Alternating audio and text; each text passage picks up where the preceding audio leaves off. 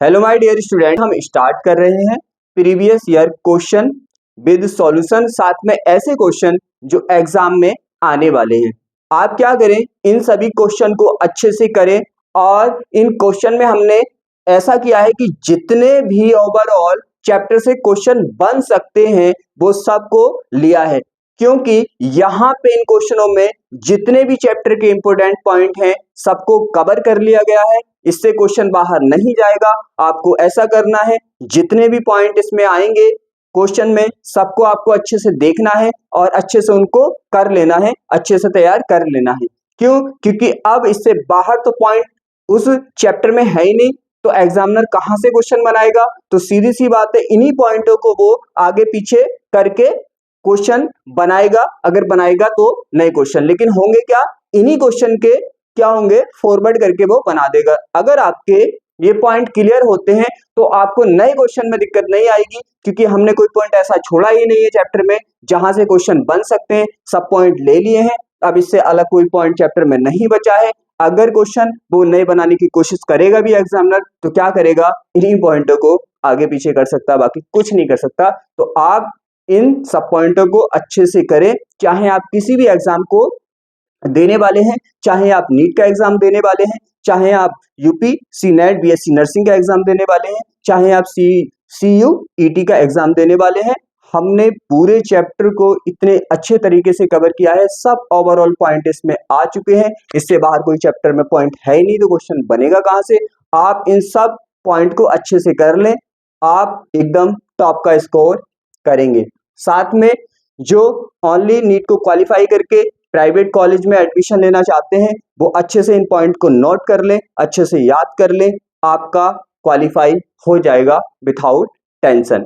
ऐसा नहीं है, हम यहाँ पे अच्छे से आपको कराएंगे, साथ में हाइलाइट्स, एनसीईआरटी के हाइलाइट्स पॉइंट को भी हाईलाइट करते चलेंगे। जहां जहां से क्वेश्चन उठाए हैं, एनसीईआरटी की बुक को लेके साथ में बैठे, हाईलाइट कर लें उन पॉइंटों को अच्छे से कर लें, उससे बाहर क्वेश्चन नहीं बनेगा। तो अब स्टार्ट करते हैं क्लास को।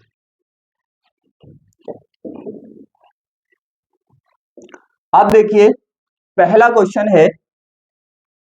लिया है यहां पे, और क्वेश्चन के लास्ट में जितने भी हाईलाइट टॉपिक हैं, हाईलाइट टॉपिक को भी हम साथ में करेंगे। साथ में इन क्वेश्चन के एनसीईआरटी के लाइन वाइज में बताऊंगा कहां से क्वेश्चन उठाया, आप हाईलाइटर लेके उसको हाईलाइट कर ले, इन्हीं पॉइंट को करके चले जाएं, कोई भी क्वेश्चन नहीं बचेगा।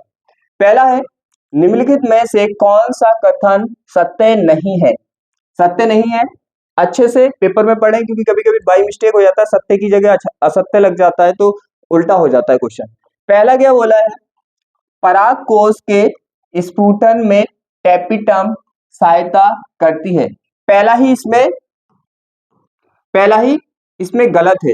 क्यों? क्योंकि टैपिटम का काम होता है पोषण देना, टैपिटम का काम पोषण देना होता है। ये टैपिटम जो होती है स्फुटन में सहायता नहीं करती, इससे जो अलग तीन भित्तियां होती हैं, लेयर्स होती हैं, वो काम करती हैं, स्फुटन का ये नहीं करती। तो इसका पहला ही गलत हो गया। दूसरा, परागकणों के बाह्य चोल स्पोरोपोलेनिन की बनी होती है, बिल्कुल राइट है, स्पोरोपोलेनिन की बनी होती है। बहुत सी जातियों के परागण गंभीर प्रत्युजता उत्पन्न करते हैं, हाँ ये एलर्जी उत्पन्न करते हैं गंभीर। द्रव नाइट्रोजन में भंडारित परागकण फसल प्रजाति योजनाओं में प्रयुक्त किए जा सकते हैं। अब देखो होता क्या है, जैसे यहाँ पे एक पॉइंट गलत है और बाकी पॉइंट सही है, तो इन पॉइंट को आपको नोट करके इन्हें क्लियर कर लेना है। अगर क्वेश्चन उसने नया बनाएगा तो इन्हीं पॉइंटों को आगे पीछे करके बना सकता है। तो पहला क्वेश्चन हमारा हो चुका है।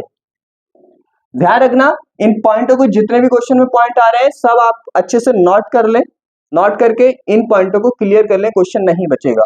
पहला क्वेश्चन हो गया। उसके बाद मैं एनसीईआरटी की लाइन भी दिखाऊंगा कहां पे ये ले रखा है। पहले हम क्वेश्चन कर लेते हैं, फिर एनसीईआरटी की लाइन में दिखाऊंगा कहां से लिए उठाया है। पराग टिकिया बाजार में किस लिए उपलब्ध है? तो पराग की जो टिकिया आती है, गोली आती है, वो आती है संपूर्ण आहार होते हैं खाने के लिए। तो क्या है यहाँ पे लिखा है, पात्र निषेचन के लिए ये तो बिल्कुल गलत है, क्योंकि पात्र निषेचन तो हम 3rd चैप्टर में कराते हैं। प्रजनन योजनाओं के लिए नहीं, प्रजनन योजनाओं के लिए नहीं, खाद्य संपूरण के लिए ये सही है, क्योंकि इसका यूज जो करते हैं हम किसके लिए करते हैं, खाने के लिए करते हैं, संपूर्ण पोषण माना जाता है।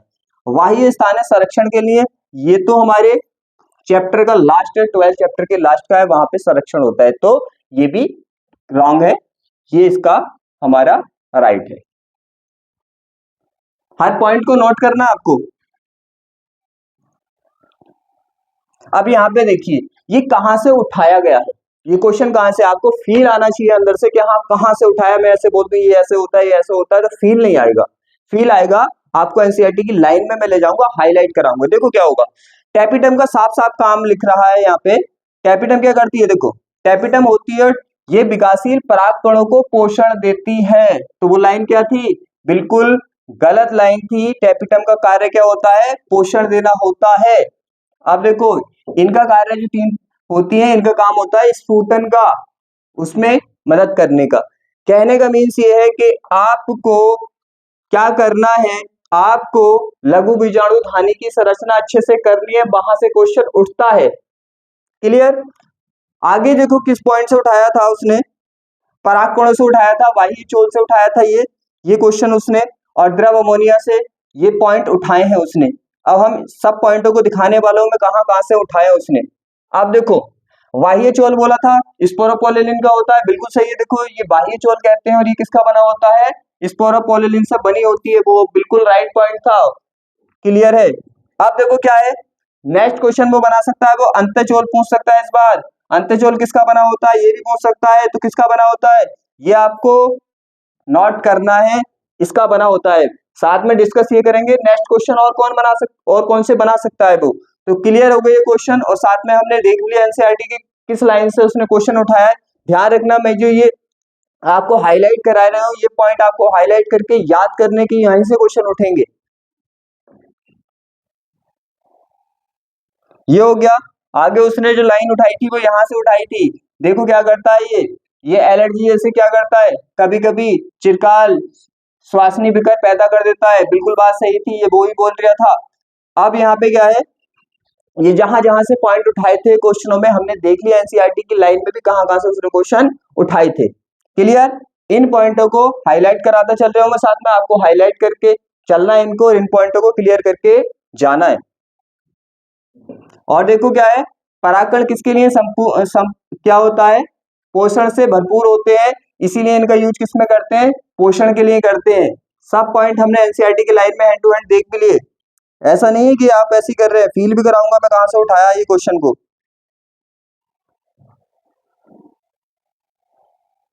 आगे देखो क्या था, उसने बोला था ना इनका यूज काय में करते हैं, किस चीज में करते हैं, फसलों के प्रजनन कार्यक्रम में करते हैं, भंडारित करके।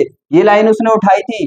अब यहाँ पे जो नेक्स्ट क्वेश्चन पूछ सकता है, वो भी मैं आपको पॉइंट बता रही हूँ कहां से पूछ सकता है, बस इतना और कर लेना क्या, कि इनकी जो क्षमता होती है परागकणों की कितने कितने टाइम होती है, जैसे इसकी 30 मिनट होती है, सोलेनेसी लेग्यूनेसी की क्या होती है, कई महीनों तक होती है। और परागकणों को किसमें रखा जाता है, द्रव नाइट्रोजन में इतने टेम्परेचर पर रखा जाता है। इन पॉइंटों को और कर लेना, यहाँ से बाकी कोई क्वेश्चन कुछ नहीं बनेगा, यही क्वेश्चन बनेगा। क्लियर। हाईलाइट कर लिए पॉइंट। अब देखो ये हो गया हमारा, ये भी हो गया हमारा, ये भी हो गया हमारा। कहने का मीन्स ये है, अब यहाँ पे मैं हाईलाइट कराता चलूंगा पॉइंटों को साथ में।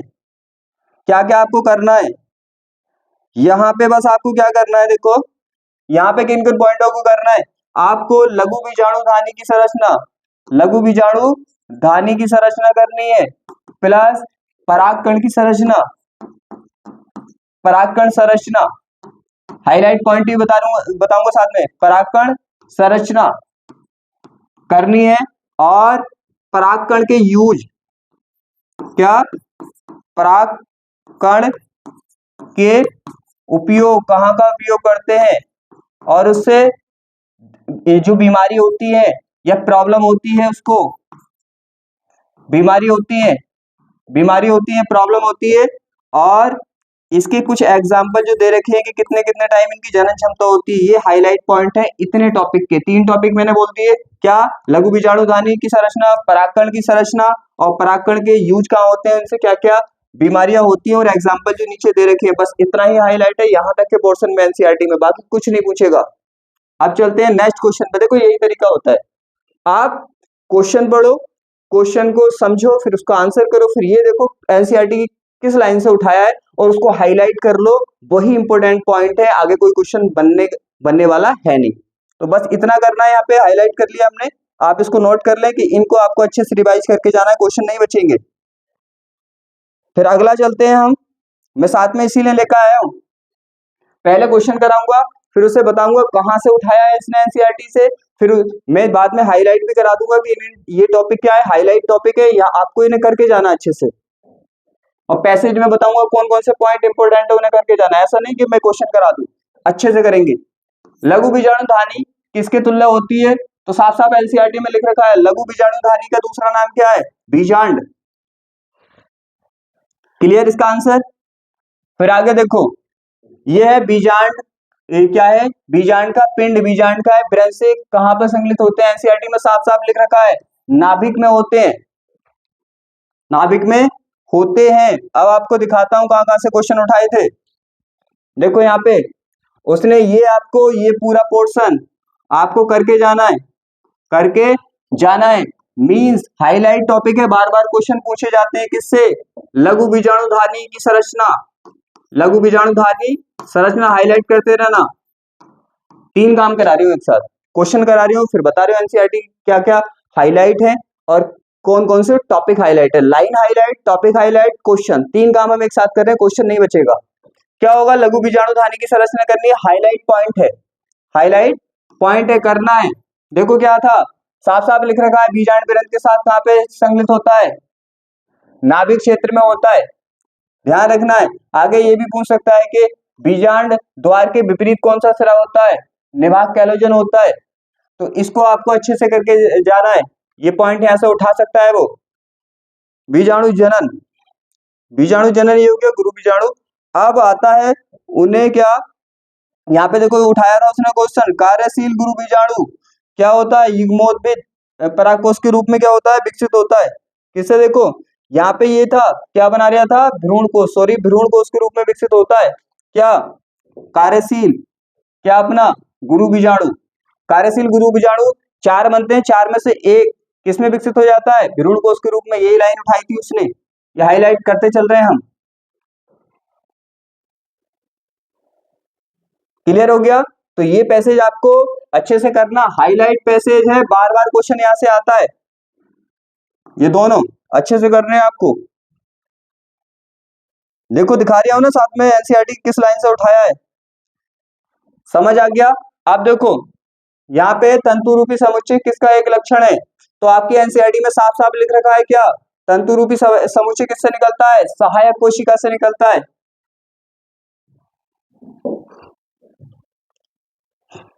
फिर उसके बाद दे रखा तंतु रूपी, ये वो ये रिपीट हुआ हुआ क्वेश्चन है, इसका आंसर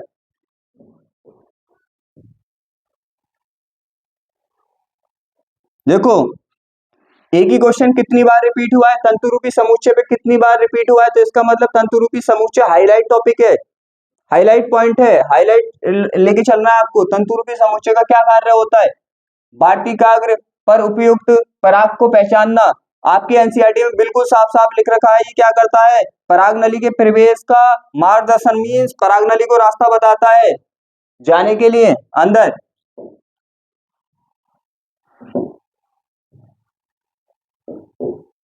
आप देखो परिपक्व अवस्था में एक प्रारूपी आवृतबीजी भ्रूणपोष निम्नलिखित में से कौन सा होता है, एनसीईआरटी में साफ लिख रखा है, 8 केंद्रक होते हैं, 7 कोशिकाएं होती हैं। ये सब अब मैं हाईलाइट कराने वाला हूं पॉइंट। देखो ये होता है, ये जो आपका है, ये आपका क्या है, ये आपका हाईलाइट है, यहां से क्वेश्चन बार बार उठते हैं, साफ साफ लिख रखा है। देखो एनसीईआरटी में कितने होते हैं, 8 न्यूक्लियाई होते हैं और 7 कोशिकाएं होती हैं भ्रूणपोष में, परिपक्व भ्रूणपोष में। हाईलाइट करते चलो मेरे साथ साथ, ठीक है। ये उठाया था उसने और देखो साफ साफ लिख रखा है दो सहायक कोशिकाएं तंतु रूपी। अब देखो तथा एक क्या होता है, अंड कोशिका निहित होती है बीजांड द्वार छोर पर तंतु रूपी समुच्चय पर एक विशेष सहायक कोशिका। देखो सहायक कोशिका से स्थूलन होता है, मतलब ये होता है कि उसने बोल दिया कि तंतु रूपी समुच्चय कहां से आता है, सहायक कोशिका। स्थूलन होने लगता है, सहायक कोशिका से बनता है ये। और क्या होता है, सहायक कोशिका में परागनली के दिशा निर्देश करता है। देखो साफ साफ यहां से उठाया था उसने क्वेश्चन, ये हाईलाइट करते चलना क्योंकि यही पॉइंट हाईलाइट है, यहीं से क्वेश्चन उठाएगा, आपको क्लियर होने चाहिए।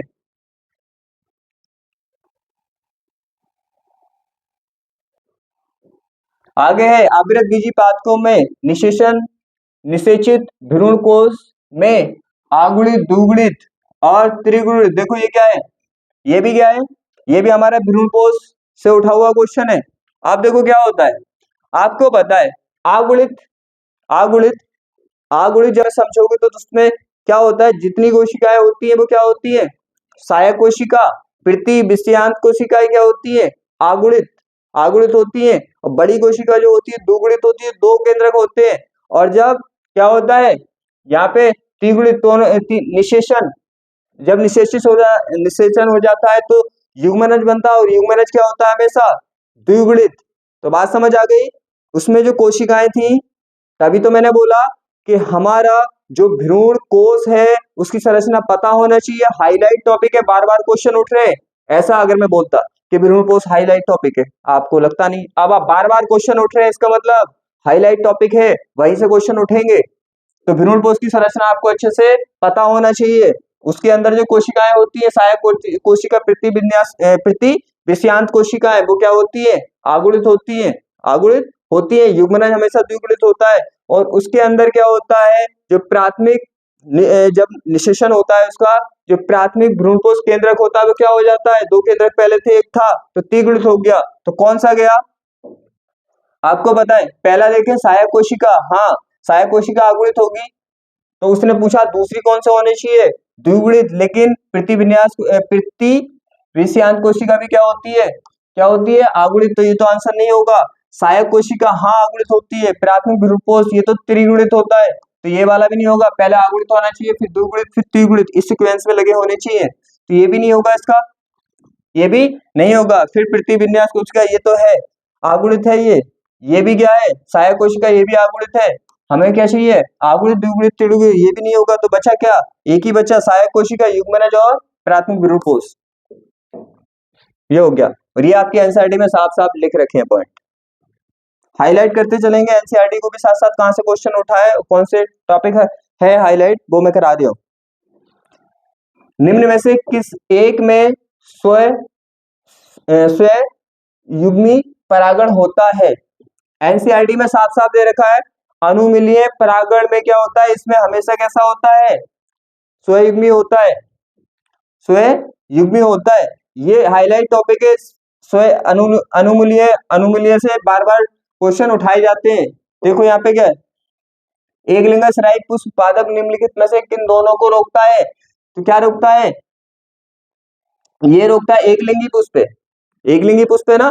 तो एक लिंगी पुष्प क्या करेगा, एक लिंगी पुष्प में ना ही क्या होगा, स्वयं निषेचन होगा, ना ही समझातीय निषेचन होगा, दोनों को रोकता है वो। तो क्या किसे रोकेगा, समझातीय को भी रोकेगा, वो परानिषेचन को नहीं रोकता। तो जो परानिषेचन वाले हैं वो तो नहीं होंगे इसके आंसर। किसको रोकता है, ये नहीं होंगे, ये समझातीय संयुग्मन को रोकता है। एनसीईआरटी में लिख रखा है ये साफ साफ।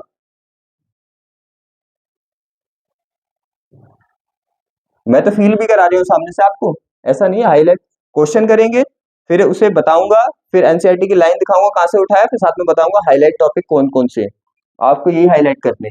अब यहाँ पे देखो कथनों को कथन दिए गए, यहाँ पे देखना है कौन सा सही है। अनुमिलीय परागणी पुष्प सदैव स्वयुग्मित होते हैं, अभी हमने बात की थी। देखो ये हाईलाइट टॉपिक है, इनसे क्वेश्चन बार बार उठता है। और अनुमिलीय परागण एक अलाभकारी क्रिया है, क्योंकि स्वयं निषेचन क्या होता है, स्वयं निषेचन से नई संतति वेक्टर लक्षणों की नहीं आती, बेकार होती है। तो क्या है, अलाभकारी है, जिसमें पर परागण का अवसर नहीं होता है। अनुमिलीय में हमने पढ़ा था पर परागण के अवसर होते नहीं है, तो दोनों ही सही है। कथन, कथन क्या है, दोनों सही है, चौथा ऑप्शन जाएगा। अब हम फील कराएं इसको, आ जाओ एनसीईआरटी पे। एनसीईआरटी पे आ जाओ। देखो ये टॉपिक क्या है, हाईलाइट है, इस टॉपिक को आपको ये टॉपिक करके जाना है। इससे बार बार क्वेश्चन उठते हैं। अभी आपने देख ली 2-3 क्वेश्चन उठे थे, इससे बार बार उठते हैं क्वेश्चन। हाईलाइट है, देखो लिख रखा है, अनुमीलिय परागणिक पुष्प कभी भी अनावृत नहीं होते और इस प्रकार के पुष्पों में पराग कोश और वार्तिका एक दूसरे के बिल्कुल नजदीक स्थित होते हैं। जब पुष्प पर क्या होता है, कलिका तब पराग कोश स्फुटित होते हैं, तब पराग और वार्तिका के संपर्क में आकर परागण को प्रभावित करते हैं। और साफ साफ लिख रहा है कि अनुलीय परागण सदैव संयुग्मन होते हैं। देखो यहाँ से उठाया, तो ये पैसेज क्या है, हाईलाइट है, बार बार क्वेश्चन यहाँ से उठाए जाते हैं। अनुमीलिय, और ये टॉपिक करके जाना आपको, यहां से यहां तक टॉपिक इंपॉर्टेंट है ये। आगे चलते हैं। अब देखो यहाँ तक क्या क्या समझा आपने? आपने समझा इंपोर्टेंट क्या है, लघु बीजाणुधानी की संरचना। इंपोर्टेंट क्या है, गुरु बीजाणुधानी की संरचना। इंपोर्टेंट क्या है, हाईलाइट, एकदम हाईलाइट, लघु बीजाणुधानी की संरचना, गुरु बीजाणुधानी की संरचना, परागकोश की संरचना और परागकण की संरचना। लघु बीजाणुधानी की संरचना, गुरु बीजाणुधानी की संरचना, पराग कण की संरचना आपको, और भ्रूण कोश की संरचना। ये 4 संरचनाएं, इनसे ही क्वेश्चन उठेगा, बार बार उठेगा। और अनुमीलिय ये वाले पुष्प देख लेने। अब आता है परागण। देखो इससे कितनी बार क्वेश्चन उठा है वायु परागण से। वायु परागित पुष्प कैसे होते हैं, क्या कैसे होते हैं वायु परागित पुष्प कैसे होते हैं? क्योंकि कीट परागित पुष्प कैसे होते हैं, बड़े होते हैं। क्यों? क्योंकि कीटों को पास बुलाना होता है, पास बुलाना होता है, तो वायु को तो पास बुलाना नहीं पड़ेगा ना, तो छोटे होंगे। ये सब लाइनें डायरेक्टली एनसीईआरटी में लिख रखी है, डायरेक्टली लिख रखी है एनसीईआरटी में। एनसीईआरटी के हम अभी करेंगे हाईलाइट भी उनको। तो क्या होते हैं, कीटों के लिए बड़े होते हैं, वायु को तो थोड़ी बुलाना पड़ेगा, तो छोटे होते हैं। इसके छोटे होते हैं पुष्प, और रंगीन भी नहीं होते। कीटों को बुलाने के लिए रंगीन होते हैं, इसको बुलाने के लिए रंगीन नहीं होते। तो क्या होंगे, क्या होंगे, छोटे होंगे, रंग के होंगे, रंगीले होंगे, नहीं रंगीले नहीं होंगे। वायु से परागित रंगीले नहीं होंगे, वो तो कीटों को बुलाने के लिए होते हैं। छोटे, बहुत संख्या में सूखे परागकणों को बनाने वाले होते हैं। और छोटे मकरकंद, हाँ ये होते हैं, ये होते हैं। देखो रंगीन भी नहीं होंगे, इसमें भी क्या दे रखा है, बड़े बड़े भी नहीं होंगे, छोटे होंगे। और मकरकंद क्यों बनाएंगे, वायु को मकरकंद थोड़ी खाना है, परागकण नहीं, एवं मकरकंद नहीं होता उसमें। और क्या होते हैं, मकरंद पैदा करते हैं, नहीं करते ये लक्षण किसका है, कीट परागण का। तो कौन सा होगा, ऑप्शन नंबर 2 करेक्ट होगा। बड़े, रंगीन, सुगंध युक्त, मकरकंद से भरपूर। अभी हम बात कर रहे थे, ये तीनों लक्षण किसके, एनसीईआरटी में साफ साफ लिख रखा है किसके लक्षण है, ये कीट परागण के। इससे बहुत देखो कितने क्वेश्चन उठे हैं बार बार। वे पुष्प जिनके अंडाशय में एक बीजांड होता है, वे पुष्प किससे होते हैं? एनसीईआरटी की लाइन, एनसीईआरटी की लाइन साफ साफ बोल रही है कि एक बीजांड जिसमें होता है वो वायु से क्या होते हैं, परागित होते हैं। सब इन क्वेश्चनों में सब पॉइंट कवर हो गए।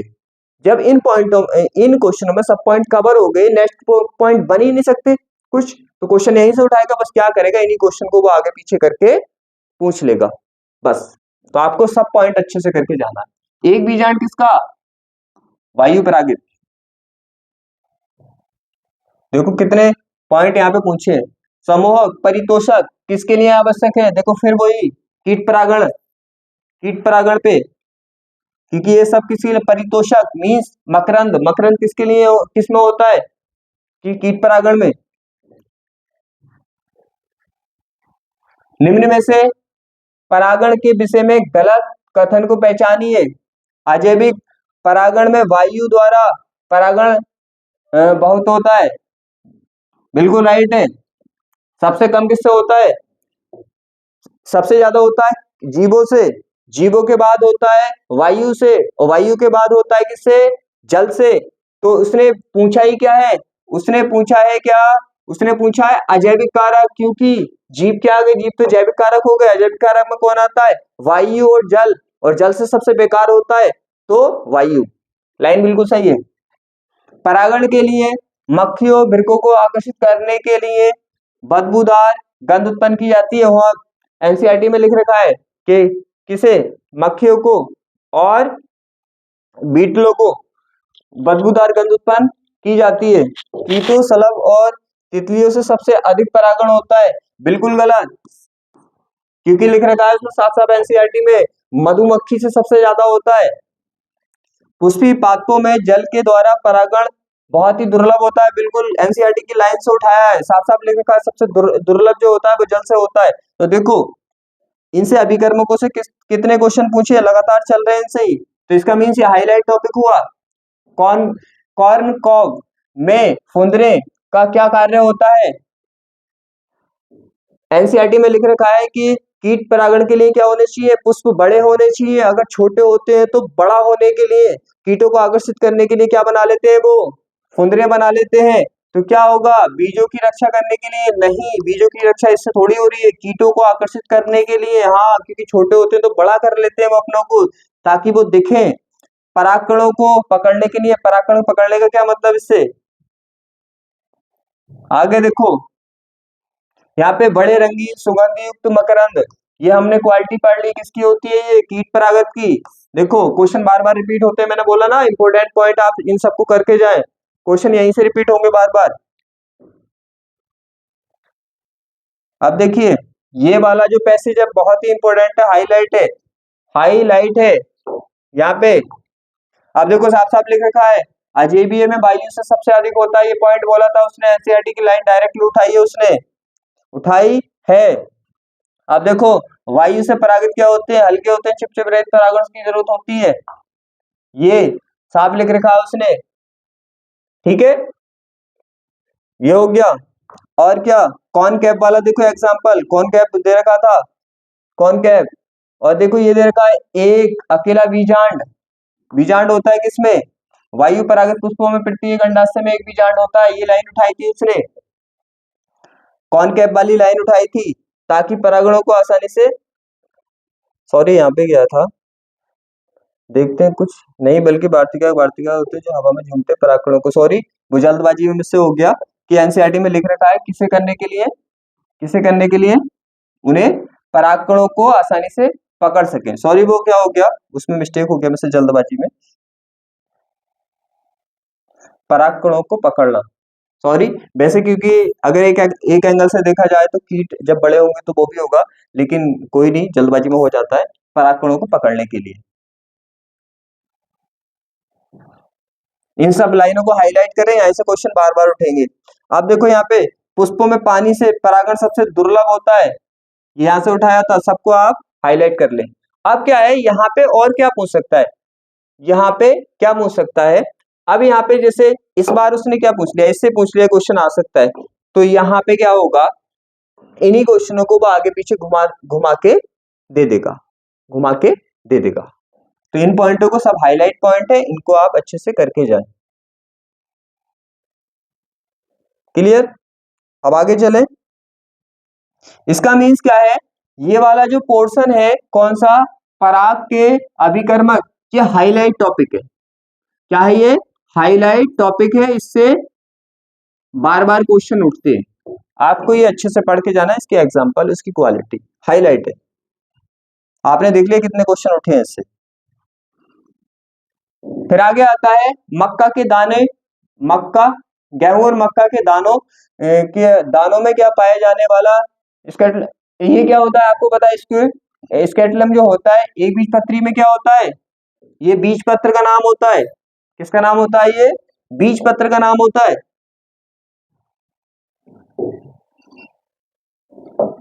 गेहूं के दाने में भ्रूण के आकार का बड़ा ढाल आकार का बीज पत्र होता है, अभी हमने पढ़ा था, देखो फिर से इसने रिपीट किया है।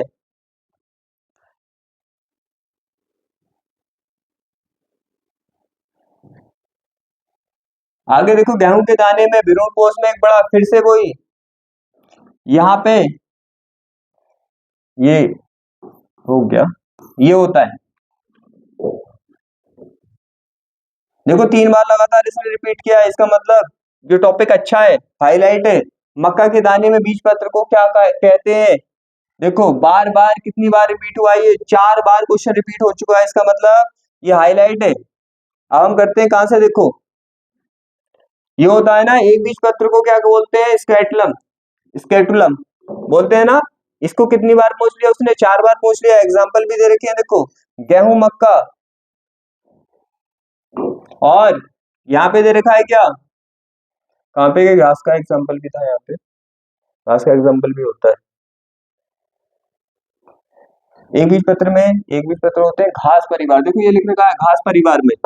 तो ये आपने देखा कितनी बार क्वेश्चन पूछा गया है, बार बार बदल बदल के। तो ये टॉपिक हाईलाइट टॉपिक आपको करके जाना है।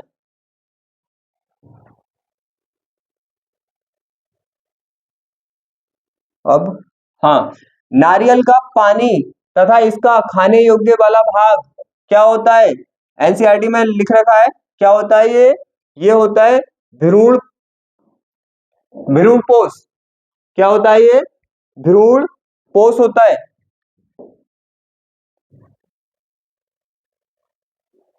परिभ्रूणपोष और भ्रूणपोष कैसे भिन्न होता है, परिभ्रूणपोष क्या है, भ्रूणपोष, भ्रूणपोष जो होता है हमारा क्या होता है, त्रिगुणित होता है। और परिभ्रूणपोष क्या है, बीजांड का है, बीजांड काय होता है। तो क्या होता है वो द्विगुणित होता है, दोनों में यही अंतर होता है। परिभ्रूणपोष क्या होता है, इसका द्विगुणित ऊतक होना, इसका द्विगुणित होता है और इसका त्रिगुणित होता है। देखो वहीं से है ये भ्रूणपोष, भ्रूणपोष का निषेचन से, भ्रूणपोष नहीं सॉरी भ्रूणकोष के निषेचन से। निम्न में से कौन सा फल अनिषेक फल है, साफ साफ एनसीईआरटी की लाइन में लिख रखा है केला। कच्चे नारियल का नारियल पानी, एनसीईआरटी में साफ लिख रखा है मुक्त केंद्र के भ्रूणपोष है ये।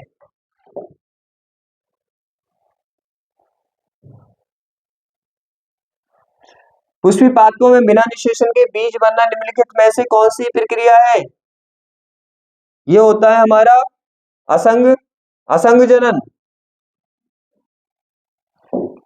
असंग जनन ही होता है। अब यहाँ पे मैं बताने वाला इन क्वेश्चन को करने वाला हाईलाइट क्या है, कच्चे नारियल में नारियल पानी, देखो दोबारा रिपीट हुआ है ये क्वेश्चन, स्वतंत्र केंद्र के भ्रूणपोष।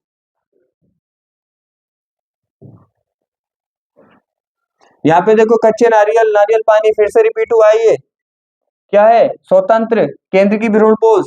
3 बार रिपीट हुआ है ये एग्जाम में, नीट के कंटिन्यू।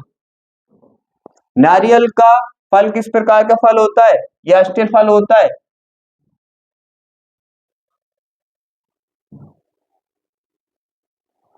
पुष्पी पातकों में निषेचन के पश्चात विकास में निम्नलिखित में से कौन सा गलत है, अंडाशय किसमें चेंज होता है, फल में चेंज होता है। ये तो सिंपल सा है, पूरे चैप्टर का सबसे इजी बात यही है, गलत पूछा उसमें ये तो सही है। युग्मनज भ्रूण में विकसित होता है, हाँ युग्मनज से तो भ्रूण ही बनता है। केंद्रीय कोशिका भ्रूण कोश में विकसित होती है, केंद्रीय कोशिका। और बीजांड भ्रूण कोश, बीजांड देखो ये गलत है, ये भी सही है। बीजांड किस में विकसित होता है, बीजांड बीज में विकसित होता है, तो ये गलत हो गया। केंद्रीय कोशिका तो भ्रूण, भ्रूण कोश में विकसित होती है।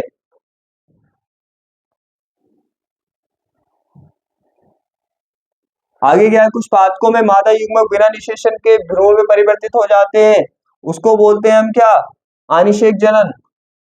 अब यहाँ पे जो हाईलाइट टॉपिक है वो क्या है, आपको क्या करने हैं, अनिषेक जनन क्या होता है उसके एग्जाम्पल, एल्बुमिन और गैर गैर एल्बुमिन कौन कौन से होते हैं उसके एग्जाम्पल करने। बाकी बस ये सब टॉपिक सॉरी ये सब पॉइंट आपको पता होने चाहिए, एग्जामिनर इन्हीं को आगे पीछे करके क्वेश्चन पूछता रहेगा।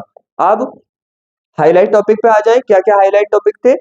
पहला टॉपिक था लघु बीजाणु धानी की संरचना, पराग कण की संरचना, और परागकण से होने वाले क्या रोग, बीमारी, और परागकण के यूज आपको करने हैं। फिर उसके बाद लघु बीजाणु सॉरी गुरु बीजाणु धानी की संरचना करनी है, और भ्रूण कोश की संरचना करनी है आपको, और ये जो अनिषेक फलन है इनके एग्जाम्पल आपको करने हैं इस चैप्टर में, यही हाईलाइट टॉपिक है। तो क्या है, आज की इस क्लास को हम यहीं पे क्लोज करते हैं। आप इन टॉपिक को और साथ में इन पॉइंटों को, इन क्वेश्चनों को अच्छे से करें। क्वेश्चन आगे पीछे वो इधर उधर करके इन्हीं से बनाता रहता है, बार बार आपने खुद भी देखा है, कई क्वेश्चन तो कई बार उसने रिपीट किए हैं। तो हाईलाइट टॉपिक अच्छे से करके जाएं। चाहे तो मैं लिख दूं क्या, लघु बीजाणु धानी, नंबर 2 परागकण, ये संरचना है लघु बीजाणुधानी संरचना, परागकण संरचना। और तीसरा गुरु बीजाणुधानी संरचना, ठीक है, गुरु बीजाणुधानी संरचना। 4 में भ्रूण कोश संरचना, भ्रूण कोश संरचना और परागकण के उपयोग और इससे होने वाली बीमारियां। ये 4 टॉपिक इसके हाईलाइट टॉपिक है। देखा आपने, मोस्टली क्वेश्चन यहीं से उठे हैं, तो आपको ये अच्छे से करके जाना है। साथ में आपको असंजनन, बहुभ्रूणता, गैर एल्ब्यूमिन, एल्ब्यूमिन रहित, ये वाले जो एग्जाम्पल है ये करने हैं। बात खत्म, आपका क्वेश्चन नहीं बचेगा। इनको पहले सब पॉइंटों को अच्छे से क्लियर करें, ये हाईलाइट टॉपिक है, इनको रिवाइज कर ले, बात खत्म। तो आज की क्लास को हम यहीं पे क्लोज करते हैं, मिलते हैं नेक्स्ट क्लास में।